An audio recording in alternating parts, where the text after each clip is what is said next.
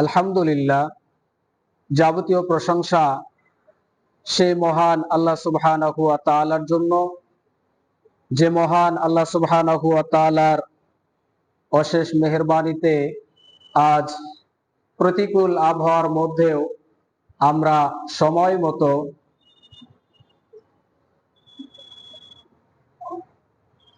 জুমার সালাত আদায় করার লক্ষ্যে তার পবিত্র গৃহে সমবেত হয়েছি।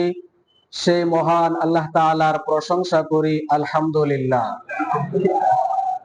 অগণিত শান্তির ধারা বর্ষিত হোক বিশ্ব মানবতার মুক্তির দূত রাহমাতুল লিল আলামিন নবিকুল শিরোমণি মুহাম্মদুর রাসূলুল্লাহ সাল্লাল্লাহু আলাইহি ওয়াসাল্লামের প্রতি। সম্মানিত মুসাল্লিবৃন্দ, আজকের জুমার সংক্ষিপ্ত সময়ে আলোচনার বিষয় দুনিয়া এবং আখিরাতের সঞ্চয়। উল্লেখিত বিষয়ে আমি গুরুত্বপূর্ণ কিছু আলোচনা পবিত্র কোরআন এবং সহিহ সুন্নাহ থেকে সংক্ষেপে আপনাদের সামনে পেশ করব ইনশাআল্লাহ। আজ পহেলা মে, মহান শ্রমিক দিবস। এই মুহূর্তে আমরা লক্ষ্য করছি বিভিন্ন জায়গায় অনেক মানুষ আজকের দিনটিকে উদযাপন করার লক্ষ্যে বিভিন্ন অঞ্চল থেকে তারা শহরমুখী এবং তাদের প্রোগ্রামকে সাকসেসফুল করার জন্য তারা এই মুহূর্তে বিভিন্ন জায়গায় অবস্থান করছে। তারা কিন্তু শ্রমিক। পৃথিবীতে আমরা যারা আছি আমরা সবাই শ্রমিক। পৃথিবীতে আমরা যারা আছি আমরা সবাই শ্রমিক। যারা জুমার সালাতকে পরিহার করে বিভিন্ন প্রোগ্রামে অংশগ্রহণ করে সময় কাটিয়ে দেয়, তারা দুনিয়ার কোনো একজন মানুষের শ্রমিক হতে পারে। কিন্তু এই মুহূর্তে যারা জুমার সালাত আদায় করার জন্য মসজিদে সমবেত, তারা সবাই আল্লাহ তাআলার শ্রমিক। আমরা সবাই আল্লাহর শ্রমিক। আল্লাহ আমাদেরকে কাজ করার জন্য দুনিয়াতে পাঠিয়েছেন। আমরা প্রকৃত শ্রমিক যদি হতে না পারি, আখিরাত আমাদের জন্য ভয়ঙ্কর রূপ ধারণ করবে।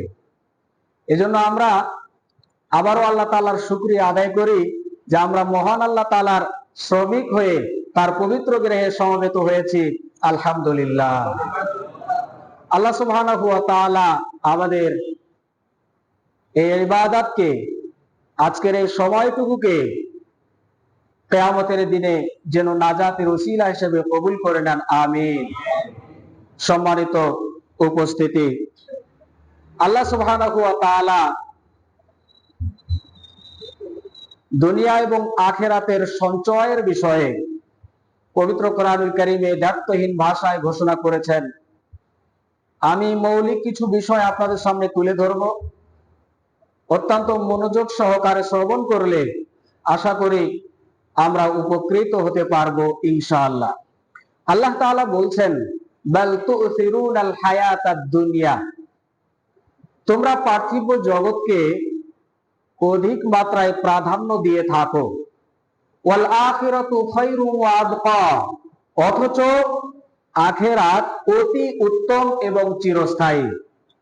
দুনিয়া ক্ষণস্থায়ী, আখিরাত চিরস্থায়ী। দুনিয়াতে কর্ম হবে, আখিরাতে ফলাফল ভোগ করা যাবে। এই কর্মে যদি আমরা ফেল করি, আখিরাত ক্ষতিগ্রস্ত হবে। সুতরাং আল্লাহ তাআলা মানুষকে সতর্ক করে বলেছেন, তোমরা দুনিয়াকেই প্রাধান্য দিয়েছ, অথচ আখিরাতের কথা চিন্তা করলে না।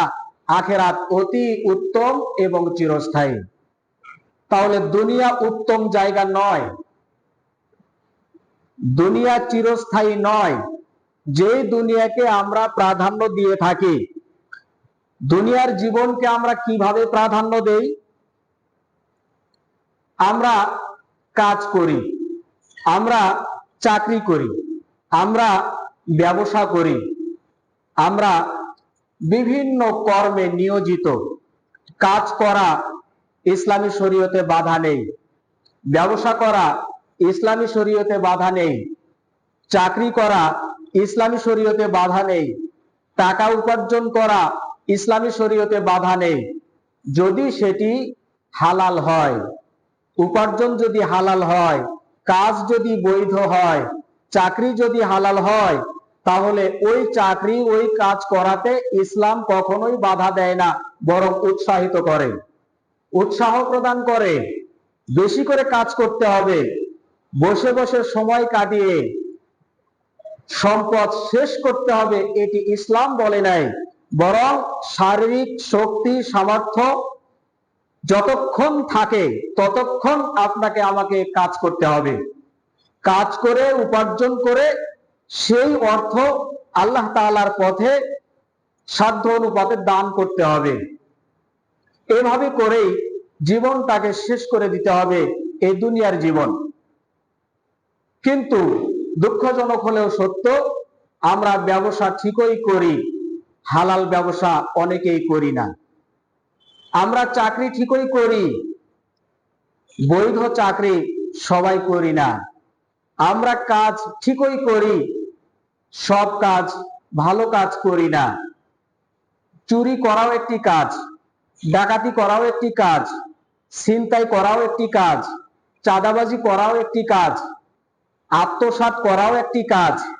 মানুষ কিন্তু বিভিন্ন পথ অবলম্বন করে সংসারটাকে ঢেলে সাজায় সুখে শান্তিতে বসবাস করার লক্ষ্যে, প্রচুর পরিমাণ টাকা উপার্জনের লক্ষ্যে, টাকা জমানোর জন্য, ভালোভাবে জীবনটাকে কাটাবার জন্য যে যেভাবে পারে অর্থ উপার্জন করে। উদ্দেশ্য কি? এই টাকা কি মানুষ খায়? খায় না। টাকা দিয়ে মানুষ খাদ্য গ্রহণ করে, সেই খাদ্য খায়। টাকা দিয়ে মানুষ পোশাক কেনে, সুন্দর পোশাক পরিধান করে। এভাবে করে বিভিন্ন কাজকর্ম টাকা দিয়ে সম্পাদন করে। সেই টাকাকে ধরবার জন্য কেউ বা চুরির পথ অবলম্বন করে, কেউ বা ডাকাতির পথ অবলম্বন করে। যে যেভাবে পারে সময়টাকে ব্যয় করে, দিনে করে, রাতে করে। রাতকে আল্লাহ তাআলা আরামদায়ক করেছেন ঘুমের জন্য, কিন্তু সেই রাত্রে মানুষ জেগে জেগে কাজ করে অর্থ উপার্জন করার জন্য। সেই ঘুমকে বিসর্জন দিয়ে শারীরিকভাবে যা সক্ষমতা রাখে না, তার চেয়ে অতিরিক্ত পরিশ্রম করে মানুষ অর্থ উপার্জন করে সুখে শান্তিতে থাকার জন্য। ওই ব্যক্তির জন্য কতই না আফসোস, যে লোকটা নিজের শরীরকে বিসর্জন দিয়ে ছেলে মেয়েদের জন্য অর্থ উপার্জন করে দিন রাত, কিন্তু আল্লাহ তাআলার কাজ করে না, ইবাদত করে না। আল্লাহ তাআলার ইবাদত বাদ দিয়ে সে দুনিয়া উপার্জন করার জন্য সময় ব্যয় করে। ওই ব্যক্তির জন্য কতই না আফসোস। সম্মানিত উপস্থিতি, অথচ আল্লাহ সুবহানাহু ওয়া তাআলা তিনি বলেছেন, ইয়া ইবনা আদম, হে আদম সন্তান, তাফাররাগ লিইবাদাতি, আমার ইবাদত করার জন্য কিছু সময় তুমি বের করো। অবসর কিছু সময় বের করো। 8 ঘন্টা ডিউটি করো, এর মধ্যে 1 ঘন্টা সময় আমার জন্য বের করো। দিনে রাতে 5 ওয়াক্ত ফরজ সালাত আদায় করার জন্য মিনিমাম আধা ঘন্টা করে সময় বের করো। তাহলে 2.5 ঘন্টা সময়, 24 ঘন্টার মধ্যে মিনিমাম 2.5 ঘন্টা সময় আমার জন্য বের করো। যখনই আজান হবে কাজকর্ম রেখে দিয়ে সালাত আদায় করো।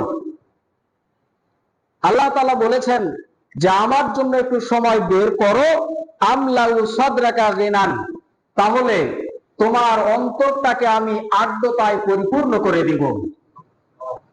অন্তরটা ধনী হয়ে যাবে। আপনি এক সালাত থেকে আরেক সালাতের মাঝে যতটুকু ব্যবসা বাণিজ্যে ইনকাম করলেন, মনে করেন যে 2000 টাকা বিক্রি হয়েছে। আপনি যদি প্রকৃত সালাত আদায়কারী হন, তাহলে 2000 টাকা বিক্রি করাতে আপনার মনটা ভরে যাবে। আপনি মনে করবেন যে যথেষ্ট হয়েছে। কিন্তু যদি আপনি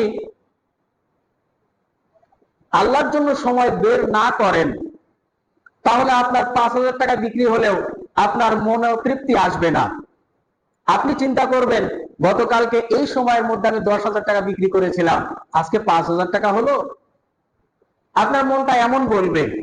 আর যদি আপনি আজান হয়ে গেল, ব্যবসা বাণিজ্য ছেড়ে আপনি সলাতে আসলেন, আপনার মনটা ভরে যাবে, মনোতৃপ্তি আসবে, কোনো সংকোচ বোধ কাজ করবে না। আল্লাহ তাআলা তিনি আরো বলেছেন, ও আসুদ্দু ফাকরাকা, তোমার দারিদ্রতাকে আমি বিমোচন করব, দারিদ্রতা থাকবে না, দারিদ্রতা চলে যাবে। এখানেই একটি বিষয় যে যারা বেশি ইবাদত করে তাদের দারিদ্রতা তো লেগেই আছে, দারিদ্রতা তো পিছু ছাড়ে না। আর যারা ইহুদি, খ্রিস্টান, অমুসলিম, যারা আল্লাহর ইবাদত করে না, সুদ খায়, ঘুষ খায়, চুরি করে, ডাকাতি করে, মানুষকে কষ্ট দেয়, চাঁদাবাজি করে, দেখা যায় প্রচুর পরিমাণ টাকা ইনকাম করে, 10 তলা 20 তলা বিল্ডিং করছে, অনেক বড় বড় ব্যবসায়ী তারা। সম্মানিত উপস্থিতি, এই যে মনের আর্দ্রতা, এটা ওই ব্যক্তির মধ্যে আপনি খুঁজে পাবেন না, মনোতৃপ্তি আপনি খুঁজে পাবেন না। ওর ভিতরে অনেক কষ্ট আছে, অনেক অশান্তি আছে।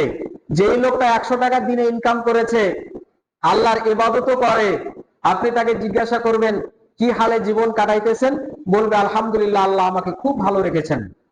যে লোকটা কোটিপতি, আল্লাহর জন্য সময় বের করে না, আপনি তাকে জিজ্ঞাসা করবেন কেমন আছেন, তখন সে বলবে যাই যাই দিন, ভালো নাই, অনেক কষ্টে আছি, সমস্যায় আছি। অথচ কোটিপতি মানুষ, শান্তি নাই। তাহলে টাকাই মানুষকে শান্তি দেয়, বিষয়টা এরকম নয়। আর দারিদ্রতা আল্লাহ তাআলা আপনাকে দিয়েছেন, এটা একটা পরীক্ষার বিষয়। সম্মানিত উপস্থিতি, পক্ষান্তরে তিনি বলেন, ওয়া ইল্লা তাফআল, যদি আমার জন্য সময় বের না করো, তাহলে মালাতু ইয়াদাকা শুগলান, আমি তোমার হাতকে ব্যস্ততা দিয়ে পূর্ণ করে দিব। মানে আপনি যখনই তাকে কিছু জিজ্ঞাসা করবেন, যদি বলেন যে একটু বসেন, একটু আলোচনা করি, দিনই আলোচনা করি, তখন বলবে আমি খুব ব্যস্ত, আমি থাকতে পারবো না। যদি আপনি বলেন আজান হয়েছে, ভাইজান চলেন একটু সালাতে যাই, নামাজে যাই, বলবে যে খুব ব্যস্ত আছি, আসরের সাথে পড়ে নিব। আসরে বলবে যে মাগরিবের সাথে পড়ে নিব। মাগরিবে বলবে যে শোয়ার সময় একসাথে সব পড়ে নিব। এইভাবে করে যখনই আপনি তাকে দ্বীনি কল্যাণের জন্য আহ্বান করবেন, তখন কোনো না কোনো একটা ব্যস্ততা দেখিয়ে পাশ কাটিয়ে চলে যাবে। এ যদি কোটিপতিও হয়, এরপরেও তার দারিদ্রতা ভিতর থেকে দূর হবে না। কারণ আল্লাহ সুবহানাহু ওয়া তাআলা ওই ব্যক্তির মনের মধ্যে এমন দারিদ্রতা ঢেলে দিবেন, সে 1 কোটি টাকার মালিক হলে 10 কোটি টাকার মালিক হতে চাইবে, সে মনোতৃপ্তি অনুভব করবে না। টাকা যত বেশি হবে, স্বপ্ন ততই বড় হবে। যার থাকার কোনো স্থান নাই, সে চায় আমার একটা যদি থাকার মতো 1% 2% জায়গা থাকতো, তাহলে কতই না ভালো হতো। যখন জায়গা হলো, তখন চিন্তা করবে যে আমি একটা সুন্দর বাসা করব। বাসা হলো, চিন্তা করবে যে আরো কিছু জমি কিনবো। জমি কিনলো, চিন্তা করবে যে আমি শহর অঞ্চলে যাব, বিভাগীয় শহরে যাব, প্রত্যেকটা বিভাগে আমার জন্য জায়গা থাকে। এভাবে করে দেশে হলো, চিন্তা করবে বিদেশে একটা জায়গা নিব। এইভাবে করতে করতে করতে করতে তার জীবন শেষ হবে, কিন্তু স্বপ্ন আর পূরণ হবে না। সম্মানিত উপস্থিতি, অথচ রাসূলুল্লাহ সাল্লাল্লাহু আলাইহি ওয়াসাল্লাম বলেছেন, উনজুরু ইলা মান হুয়া আসফালা মিনকুম ওয়ালা তানজুরু ইলা মান হুয়া ফাওকাকুম। তোমরা তাকাও, তোমরা দেখো, তোমরা চিন্তা করো, তোমরা গবেষণা করো, তোমরা আশপাশে দেখো, তোমাদের চাইতে যারা নিম্ন শ্রেণীর মানুষ তাদের দিকে। সুস্থ সবল মানুষ তুমি একবার তাকাও, যার একটা হাত নাই, যে অসুস্থ হয়ে বিছানায় আছে, ক্লিনিকে ভর্তি আছে, হসপিটালে আছে, তুমি তার দিকে তাকাও, তাকে নিয়ে চিন্তা করো। যার থাকার কোনো জায়গা নাই, তোমার থাকার সুন্দর জায়গা আছে। যার কর্মসংস্থান নাই, তোমার কর্মসংস্থান আছে। তুমি তাকাও ওই ব্যক্তির দিকে। যে তোমার চেয়ে অসহায় দরিদ্র, ওয়ালা তানজুরু ইলা মান হুয়া ফাওকাকুম, যে তোমার চেয়ে খুব বিলাসিতায় অবস্থা, আপনি স্বাধীন রাষ্ট্রে বসবাস করছেন কিন্তু আপনি জেলখানায় বন্দী। অনুরূপ ভাবে এটা মুমিনের সাথে তুলনা হলো, আল্লাহ তাআলা আপনার হাতে প্রচুর পরিমাণ সম্পদ দিয়েছেন, মন চাইলে আপনি যেখানে সেখানে এই সম্পদ ব্যয় করতে পারবেন না। আল্লাহ সুবহানাহু ওয়া তাআলা আপনাকে শারীরিক সুস্থতা দান করেছেন, শক্তি দান করেছেন, আপনি মন চাইলে এই শক্তি যেখানে সেখানে প্রয়োগ করতে পারবেন না। এই হাত অন্যায় কাজে ব্যবহার করতে পারবেন না, এই পা দিয়ে পাপের কাজে আপনি চলতে পারবেন না। অথচ আপনার মালিকানাতেই আছে, স্বাধীন রাষ্ট্রে বসবাস করেন, আপনি বলবেন যে আমি যা খুশি তাই করব, পারবেন না। এই স্বাধীনতা আল্লাহ তাআলা আপনাকে আমাকে দেন নাই। টাকা দিয়েছেন, যেখানে ব্যয় করতে বলেছেন সেখানে ব্যয় করতে হবে। আমি নিজের মতো করে ব্যয় করতে পারবো না। বাৎসরিক যে যাকাত ফরজ হয়, আপনি চাইলেই আপনার মতো করে সেখান থেকে কিছু দিলেন আর বাকিগুলো রেখে দিলেন, এটা পারবেন না। আপনাকে হিসাব করে যাকাত বের করতে হবে, উপযুক্ত খাতে ব্যয় করতে হবে। যদি না করেন সমুদায় অর্থ হারাম।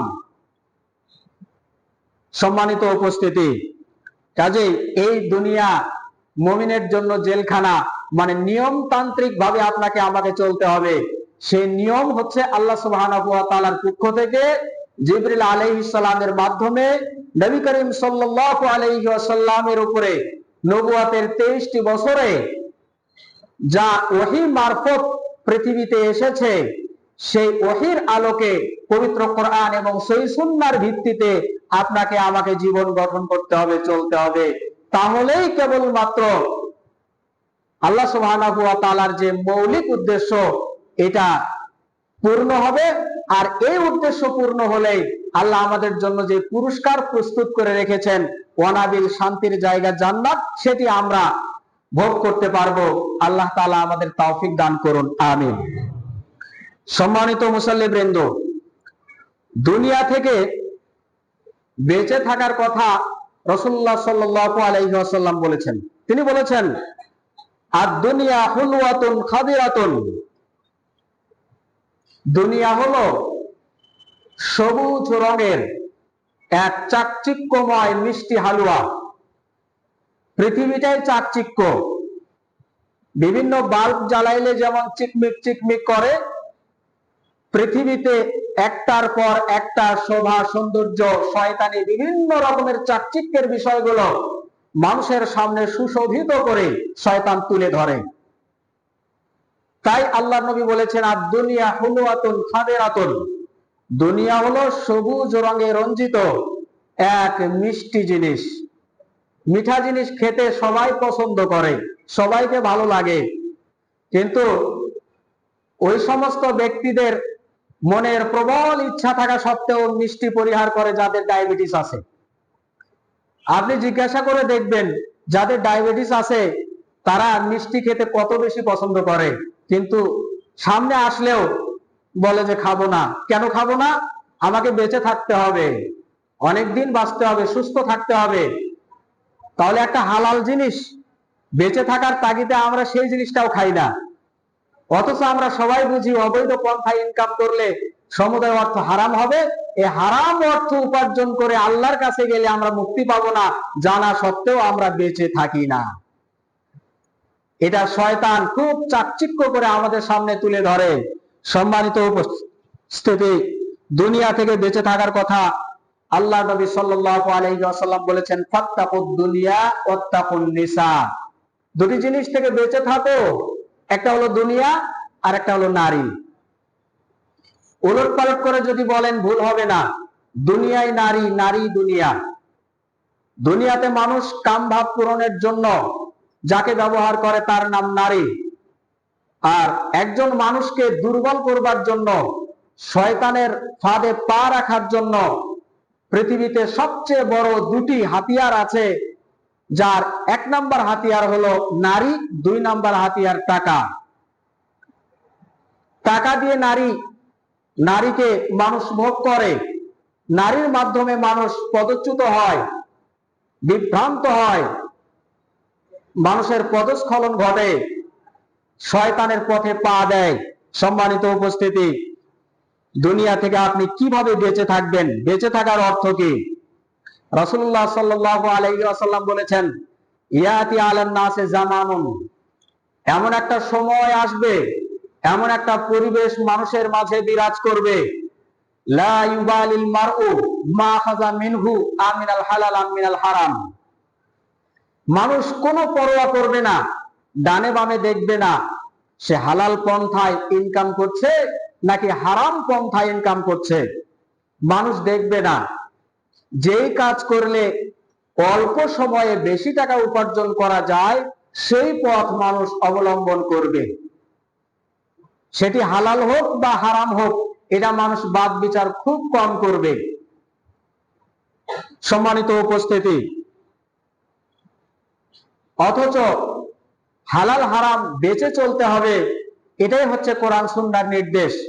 সাহাবায়ে কিরাম তারা হারাম থেকে নিজেদেরকে কিভাবে বিরত রাখতেন, দু একটি দৃষ্টান্ত আপনার সামনে পেশ করি। ইসলামের প্রথম খলিফা আবু বকর সিদ্দিক রাদিয়াল্লাহু তাআলা আনহু, তার একজন গোলাম ছিল। মিশকাতুল মাসাবির প্রথম খণ্ডের বাবুল কাসবে, উপার্জন করা অধ্যায়, হালাল এবং হারাম বাদ বিচার করে চলা, উপার্জন করা অধ্যায়, এখানে আপনি এই হাদিসটি পাবেন। আবু বকর সিদ্দিক রাদিয়াল্লাহু তাআলা আনহু, তার একজন গোলাম ছিল। সেই গোলাম উপার্জন করে এনে আবু বকর সিদ্দিক রাদিয়াল্লাহু তাআলা আনহুকে দিতেন, তিনি খেতেন। কোন একদিন সেই গোলাম যখন মুনিবকে বললেন যে আপনি কি জানেন আপনি যা খেলেন তা আমি কিভাবে উপার্জন করেছি? এটা আমি অবৈধ পন্থায় উপার্জন করেছি। তিনি সত্যটা প্রকাশ করে দিলেন। যখনই আবু বকর সিদ্দিক রাদিয়াল্লাহু তাআলা আনহু এই কথা শুনলেন, জানতে পারলেন, তখন তার আঙ্গুল মুখের ভিতরে দিয়ে বমন করে সেই খাবার বের করে দিয়েছেন। সে খাবার বের করে দিয়েছেন, খাবার তিনি খান নাই। ইসলামের প্রাথমিক যুগে মদ হালাল ছিল, এটা আমরা জানি। আব্দুর রহমান বিন আওফ নামক একজন সাহাবী, তার বাড়িতে কিছু সাহাবী দাওয়াতে অংশগ্রহণ করেছিলেন, যেখানে একটি আপ্যায়ন ছিল মদ দিয়ে আপ্যায়ন। একজন ব্যক্তি যখন ব্যক্তহীন ভাষায় ঘোষণা দিলেন, আল খামরু হারামুন, আজকে থেকে মদ হারাম ঘোষণা করা হলো। সেই আসরে দাওয়াতি বৈঠকে কিছু সাহাবী তারা মদ পান মাত্র করেছেন, তারাও আঙ্গুল ঢোকায় দিয়ে পেটের ভিতর থেকে সেই খাদ্য খাবার বের করে দিলেন। শুধুমাত্র শোনার পর তারা এটা চিন্তা করেন নাই যে আজকে খেয়েছি এরপরে থেকে আর খাবো না, যা হবার তা তো হয়েই গেছে, এরকম চিন্তা করেন নাই। খায়বারের যুদ্ধে যখন গৃহপালিত গাধার গোশতকে হারাম করা হলো, কিছু সংখ্যক সাহাবী যারা পাতিলে গোশত গরম করেছিলেন, খাবেন, একেবারে প্রস্তুত, খাবেন মাত্র, ওই সময় যখন তারা জানতে পারলেন হারাম করা হয়েছে, তখন পাতিলের গোশত সবকিছু উল্টায় ফালাই দিয়েছেন, আর খান নাই। তারা চিন্তা করেন নাই যে আজকে খাই, রান্না যেহেতু হয়ে গেছে এরপরে থেকে আর খাবো না, এমন চিন্তা করেন নাই। এইভাবে তারা হারাম থেকে বেঁচে থাকতেন। এটা হলো দুনিয়া থেকে বেঁচে থাকা। দুনিয়া মানেই হলো মানুষ হালাল এবং হারামকে বাদ বিচার করবে না। যারা হালালকে হালাল মনে করে, হারামকে হারাম মনে করে হারাম থেকে বেঁচে থাকবে, তারাই কেবলমাত্র মুমিন। আর এটাই হলো মুমিনের জন্য পৃথিবী জেলখানা, মানে স্বাধীনতা নাই। আপনি একটা জিনিস খাবেন, এটাও আল্লাহ প্রদত্ত বিধানের আলোকে হতে হবে। আমরা অনেক সময় দেখি অনেক মুরব্বী মানুষকে দাড়িতে মেহেদি লাগানো আছে, 5 ওয়াক্ত সালাত আদায় করে, যখন চা খায় বাম হাতে খায়। আবার দুঃখজনক হলেও সত্য, হাতে যে সিগারেট বা বিড়িটা আছে সেটা আবার ডান হাতে আছে। এক হাতে চা আর এক হাতে বিড়ি, বিড়িটা ডান হাতে আছে, চাটা বাম হাতে আছে। যেটা খাওয়া হালাল সেটা বাম হাতে, যেটা খাওয়া হারাম সেটা আবার ডান হাতে। এইভাবে করে জীবন পরিচালনা করে। তো আপনি যে একটা চা পান করবেন, পানি পান করবেন, সেটার তো একটা শিষ্টাচার আছে, আদব আছে, নিয়ম আছে।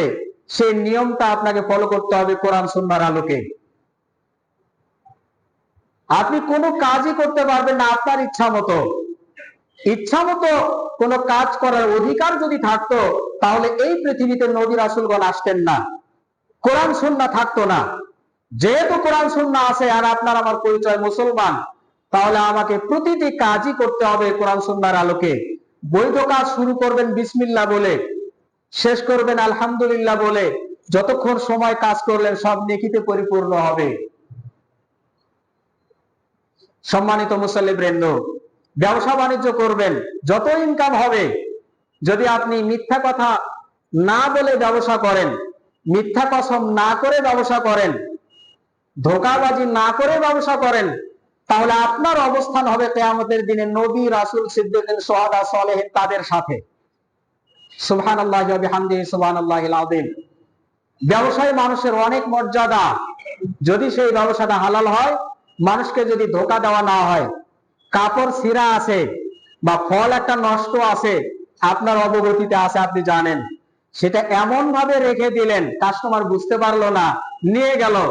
আপনি মনে মনে চিন্তা করলেন ভালোই হলো, এটা দীর্ঘদিন থেকে সেল দিতে পারি না, আজকে এটা সেল দেওয়া হলো। আপনি চালাক, কিন্তু আপনি বুদ্ধিমান নন। চালাক মানেই হলো মানুষকে ঠকালেন, আর বুদ্ধিমান নন মানে আখিরাত আপনার জন্য ক্ষতিগ্রস্ত হলো। সম্মানিত মুসল্লিবৃন্দ, এভাবে করেই বাদ বিচার করেই চলতে হবে সবাইকে, তাহলে দুনিয়া থেকে বেঁচে থাকা যাবে আর আখিরাতে সফল কাম হওয়া যাবে। এবার আসুন, দুনিয়া থেকে বেঁচে থাকার শ্রেষ্ঠ একটা মাধ্যম হলো নিজের প্রবৃত্তিকে দমন করা, নিজের মনটাকে নিয়ন্ত্রণ করা। এটা হচ্ছে সবচেয়ে বড় একটা মাধ্যম। রাসূলুল্লাহ সাল্লাল্লাহু আলাইহি ওয়াসাল্লাম বলেছেন, হুজিবাতিন নারু বিশ-শাহাওয়াত, মনের কামনা বাসনা দ্বারা জাহান্নামকে ঘিরে রাখা হয়েছে। মন যা চায় এই জিনিসগুলো দিয়ে জাহান্নাম বেষ্টন করা আছে। মন কি চায়? মন চায় হেডফোন লাগিয়ে গান শুনতে, মন চায় আল্লাহর ইবাদত না করতে, গভীর রাতে শুয়ে চোখে ঘুম আছে, ফজরে আজান হয়েছে, উঠতে মন চায় না। সিয়াম রাখতে গেলে কষ্ট হবে, না খেয়ে থাকতে হবে, অনেক নিয়ম কানুন মেনে চলতে হবে, মন চায় না। সম্পদ আছে, যাকাত ফরজ হয়ে গেছে, কিন্তু যাকাত দিতে মন চায় না, সম্পদ কমে যাবে মনে করে। এমনই ভাবে অনেক রকমের অবৈধ অনুষ্ঠানগুলো আছে, যেগুলো শয়তান মানুষকে প্রবঞ্চনা দিয়ে সুসজ্জিত করে তোলে। এই সমস্ত কাজ থেকে বিরত থাকতে অনেক সময় মন চায় না। সুদে টাকা লাগাইলে অল্প সময়ে ধনী হওয়া যায়, বেতন ঠিকই পাই, কিন্তু আবার ঘুষ না নিলে মোটা মোটা বাজার করা যায় না। তো বেতন তো মাস শেষে পাবই, আবার অতিরিক্ত মানুষকে কষ্ট দিয়ে, ডয়ারের নিচ দিয়ে বা গোপন ভাবে হাত পেতে টাকা নিয়ে সংসার পরিচালনা করতে মন চায়। তো এই সমস্ত বিষয়গুলো দিয়ে জাহান্নাম ঘিরে রাখা হয়েছে। মানে এটার যে কোনো একটি পথ যদি কেউ অবলম্বন করে, তাহলে তার ঠিকানা জাহান্নাম হবে। পক্ষান্তরে ওয়া হুজিবাতিল জান্নাতু বিল মাকারিহি, যত রকমের বিপদ আপদ মুসিবত সমস্যা, এইগুলো দিয়ে জান্নাতকে বেষ্টন করে রাখা হয়েছে। আপনি দিনের কাজ করবেন, অনেক সময় দেখা যাবে যে সংসারে অভাব অনটন লেগে আছে। অনেক সময় শারীরিকভাবে অসুস্থ থাকবেন। অনেক সময় দেখা যাবে মানুষ আপনার নামে মিথ্যা মামলা করেছে, মানুষ আপনার উপর জুলুম করেছে, মানুষ পায়ের উপর পা দিয়ে আপনাকে সমস্যায় ফেলাবার চেষ্টা করেছে।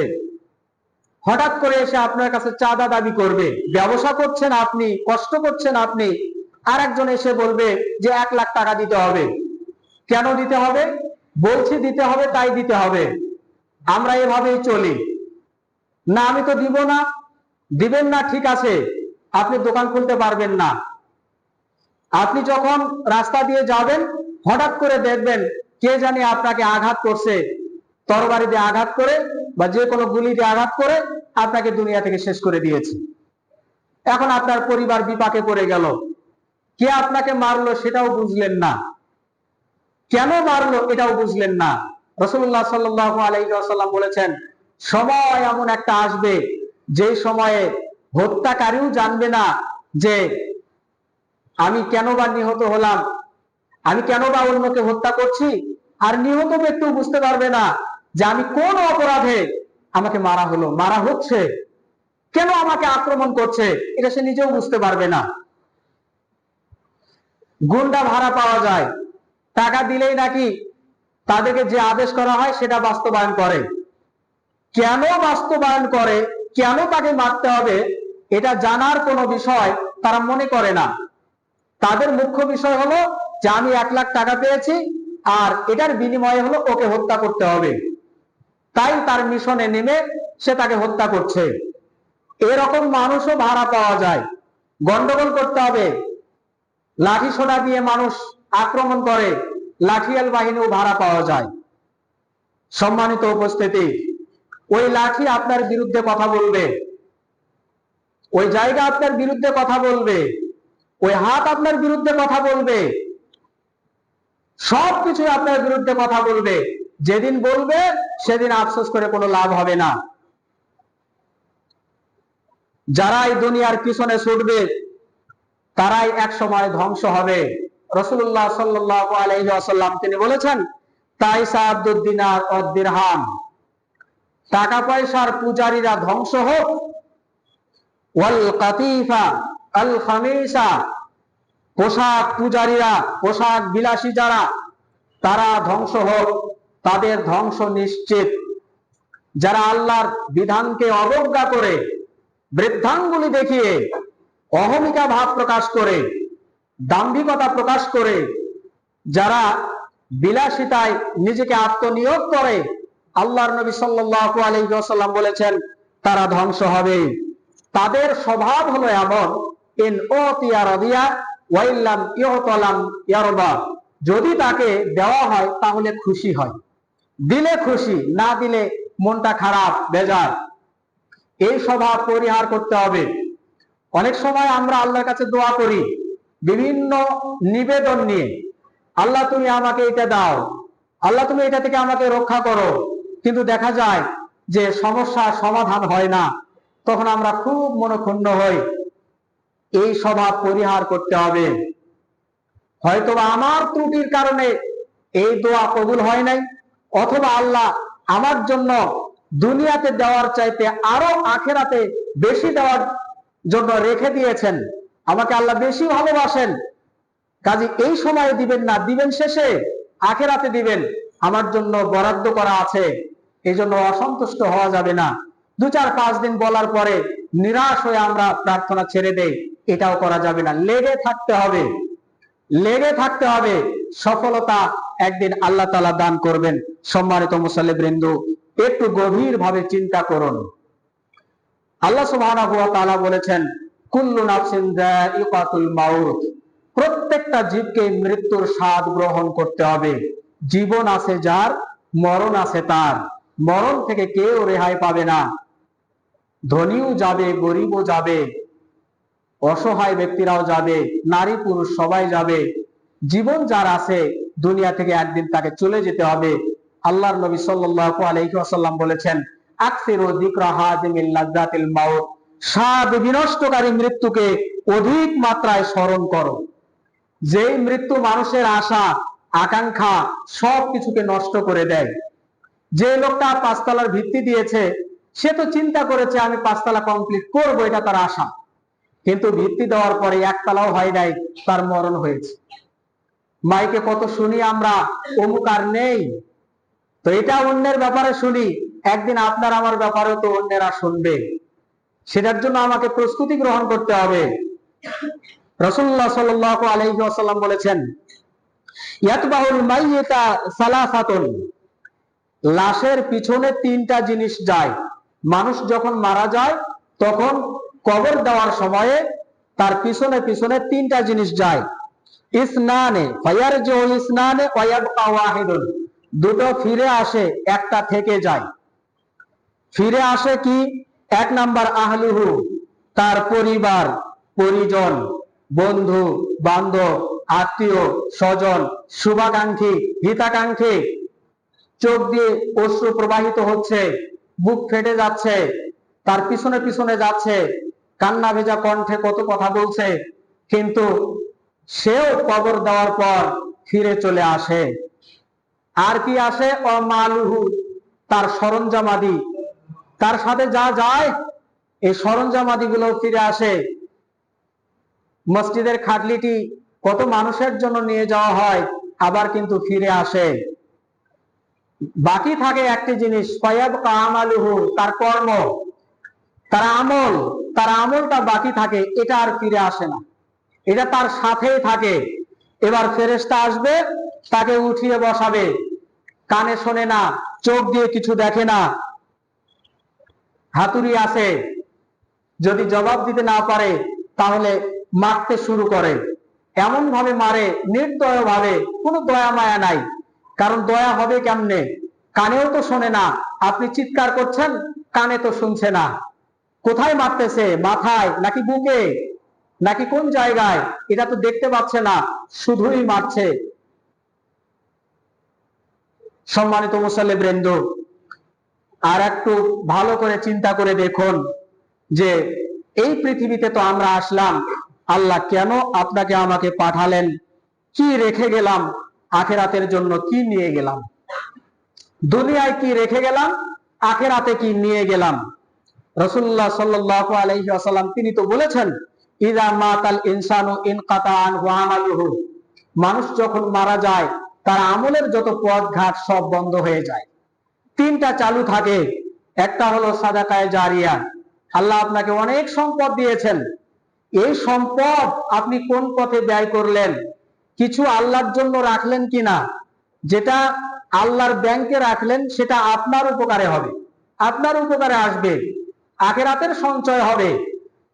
তো এইটা জারি থাকে, কিয়ামত পর্যন্ত জারি থাকে। 2 নাম্বার আও ইলমিন ইনতাফাউ বিহি, আল্লাহ আপনাকে সম্পদ দেন নাই কিন্তু ইলম দিয়েছেন, জ্ঞান দিয়েছেন, উপকারী বিদ্যা। আপনি কি আরেকজনকে ভালো কথা বলেছেন, ভালো কিছু শিক্ষা দিয়েছেন, তাহলে এটা সিলসিলা জারি থাকবে। আল্লাহ আপনাকে সেই পরিমাণ সম্পদও দেন নাই যে কিছু করবেন, আবার দ্বীনি ইলমও দেন নাই, খুব কষ্টে সংসার চলে, কিন্তু আপনার সন্তান আছে, আওয়ালাদিন সালেহিন, সন্তানটাকে কষ্ট করে আলেম বানিয়েছেন, তাকে দ্বীনের ইলম শিক্ষা দিয়েছেন। এখন তার ভালো কর্মগুলো আপনার উপকারে আসবে। সন্তানকে যদি গঠন করতে পারেন, দুনিয়াবি শিক্ষা অর্জন করাতে বাধা নাই। যদি দুনিয়াবি শিক্ষা অর্জন করে সেও সুদ ঘুষের সাথে জড়িত থাকে, মানুষকে কষ্ট দেয়, এই বিদ্যার দ্বারা উপকার হবে না। আবার দ্বীনি বিদ্যাও যদি শিক্ষা দেন, সে যদি প্রকৃত আলেম না হয়, এতেও কোনো লাভ হবে না। তাহলে শিক্ষা দিতে হবে উপযুক্ত শিক্ষা।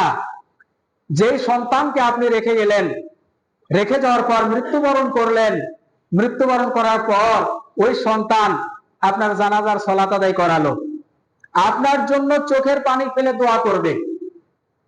বিশ্বাস করেন, বিশ্বাস করেন, আপনার আপনজন কেউ মারা গেলে আপনার যেমন কষ্ট লাগে, অন্য কেউ মারা গেলে ওই কষ্ট আপনি কোনোদিন অনুভব করতে পারবেন না। আপনার সন্তান আপনার জন্য দোয়া করার সময়ে যে অনুভূতিটা তার কাজ করবে, অন্যের ক্ষেত্রে এই অনুভূতি কাজ করবে না। যদি আপনার সন্তান আপনার জন্য এতটুকু বলতে না পারে বিশুদ্ধভাবে, রব্বির হামহুমা কামা রাব্বায়ানি সগীরা, হে আমার প্রতিপালক তুমি আমার পিতা মাতার উপর দয়া করো, যেভাবে তারা ছোটবেলায় আমাকে দয়া করে, মায়া করে, মহব্বত করে, ভালোবেসে, যত্ন করে প্রতিপালন করেছে, তুমি তাদের প্রতি দয়া করো। এই দোয়াটাও যদি আপনার জন্য কেউ করতে না পারে, তাহলে মনে করবেন একজন গার্জিয়ান, অভিভাবক হিসাবে আপনি অবশ্যই ব্যর্থ, অবশ্যই ব্যর্থ, অবশ্যই ব্যর্থ। তো ব্যর্থতার গ্লানি নিয়ে কেউ যদি দুনিয়া ত্যাগ করে, সেখানে সংশোধনের আর কোনো সুযোগ থাকে না। আপনি কি পারবেন একজন মৃত মানুষকে জীবিত করতে? পারবেন না। যদি না পারেন, তাহলে আখিরাতের মাঠে আফসোস করেও কোনো লাভ হবে না। এটাই চূড়ান্ত দৃষ্টান্ত। তাই আমি বলবো যে মৃত্যুর সময় কোনো ব্যক্তিকে যেন এই আফসোসটুকু করতে না হয়, যখন মালাকুল মাউত সামনে আসবে, আপনি তো পিছু হটতে পারবেন না, অবশ্যই আপনার জান কব্জ করা হবে। আর তখন যেন জবান থেকে এটা বের না হয়, রব্বি লাউলা আখারতানি ইলা আজালিন কারিব, হে আমার প্রতিপালক তুমি সামান্য একটু সময় আমাকে দাও, সামান্য সময়, বেশি না।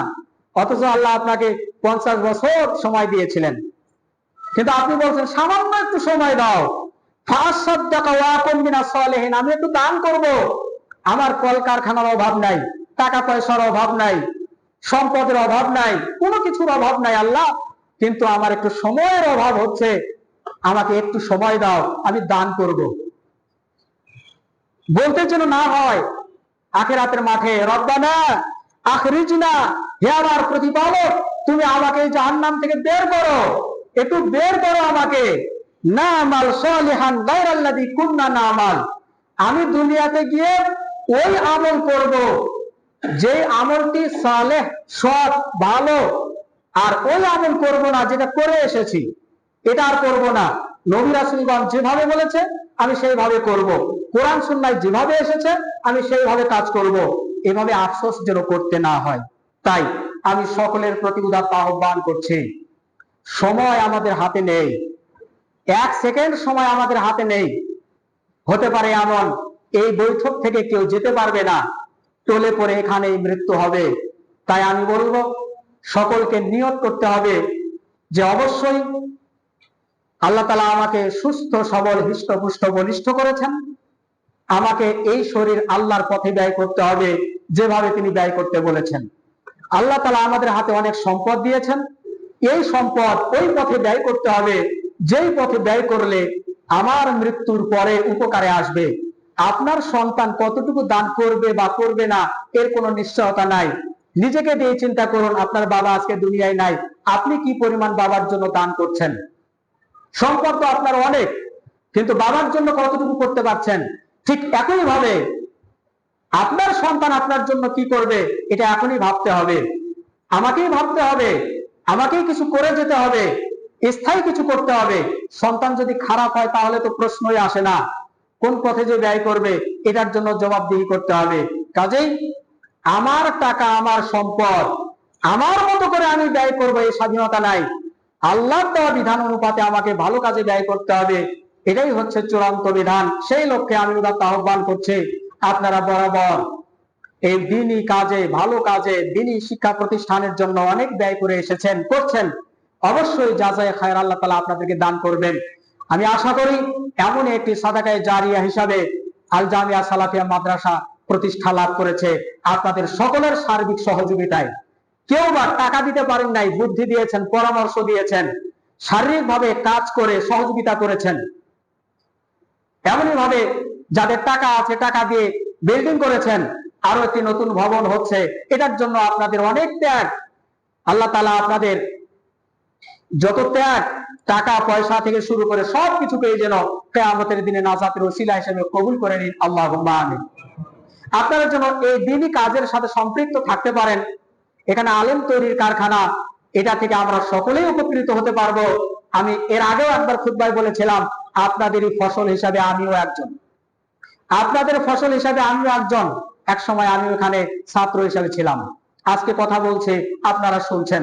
এভাবে করে দেশের বিভিন্ন প্রান্তে ছড়িয়ে ছিটিয়ে আছে আলেম সমাজ। পৃথিবীর বিভিন্ন প্রান্তে দিনই খেদমত করছেন, জাযায়ে খায়ের আল্লাহ আপনাদেরকে দান করবেন। তাই এই হাতকে আমরা গুটিয়ে রাখবো না, প্রশস্ত করব। আল্লাহ তাআলা আমাদেরকে এই দ্বীনি প্রতিষ্ঠান সহ আরো অন্যান্য যে সকল প্রতিষ্ঠানগুলো আছে, দ্বীনের খেদমত হয় এবং বিভিন্ন দ্বীনি কাজে ব্যবহার হয়, আমলে সালেহ হয়, এমন কাজও আমরা অংশগ্রহণ করব। আল্লাহ তাআলা আমাদের সকলকে তৌফিক দান করুন, আল্লাহুম্মা আমিন।